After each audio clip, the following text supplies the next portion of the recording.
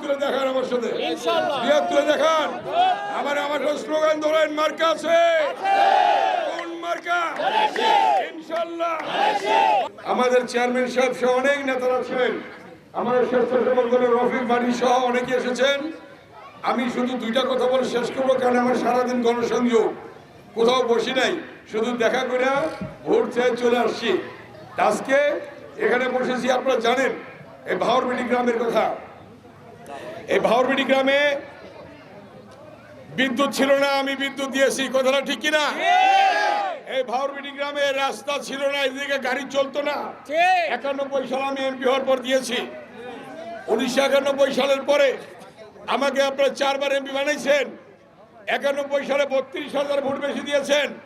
তারপরে বিনা প্রতিদ্বন্দ্বিতায় তারপরের বার 72,000 ভোট বেশি দিয়েছেন। তারপরের বার চতুর্থবার আমাকে 82,000 ভোট বেশি দিয়েছেন। 82,000 ভোটের ব্যবধান ছিল আমার।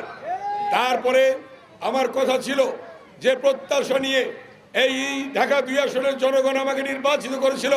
জিঞ্জিরা বাবুবাজার ব্রিজ করেছি, ওয়াশপুর বসিলা ব্রিজ করেছি, আমরা ইটাভাড়া ব্রিজ করেছি, এই ভাওরবেড়ি গ্রাম সহ পুরো কেরানীগঞ্জে বিদ্যুৎ দিয়েছি, রাস্তা করেছি, এই রাস্তা পাকা করেছি, সকল কিছু আমরা করেছি।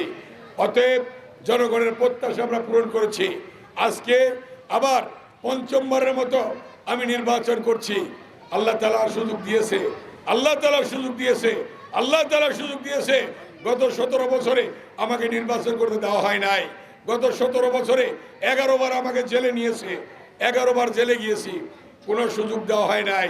নির্যাতন, নিপীড়ন, বিএনপির নেতা কর্মীরা জেলে ছিল, মিথ্যা মামলা খেয়েছে। আজকে আল্লাহর রহমতে জনগণ সুযোগ করে দিয়েছে।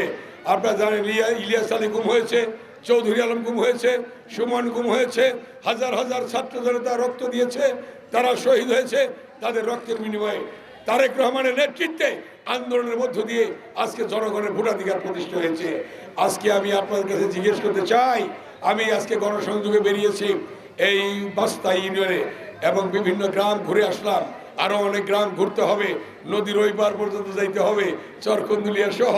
অতএব সময় নেই, আমি শুধু এইটুকু বলবো, গণতন্ত্রে ফিরে আসতে হলে নির্বাচনের বিকল্প নেই। সেই নির্বাচনী আজকে অন্তর্বর্তীকালীন সরকার দিয়েছে, জনগণ সেই নির্বাচনে অংশগ্রহণ করবে।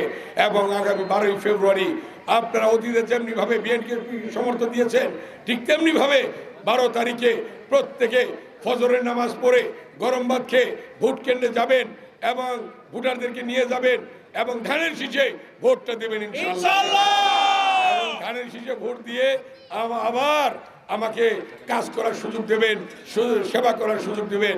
আমার অঙ্গীকার, এই ঢাকা 2 আসনকে আমরা সন্ত্রাস মুক্ত করব, এই ঢাকা 2 আসনকে মাদক মুক্ত করব, এই ঢাকা 2 আসনকে চাঁদাবাজ মুক্ত করব, এই ঢাকা 2 আসনকে ভূমি দখল মুক্ত করব, এই ঢাকা 2 আসনকে শান্তির নীড় হিসাবে আমরা গড়ে তুলব এবং এই ঢাকা 2 আসনকে আধুনিক শহর রূপে গড়ে তুলব। আমরা ভোট দিবেন, আমাকে দিবেন।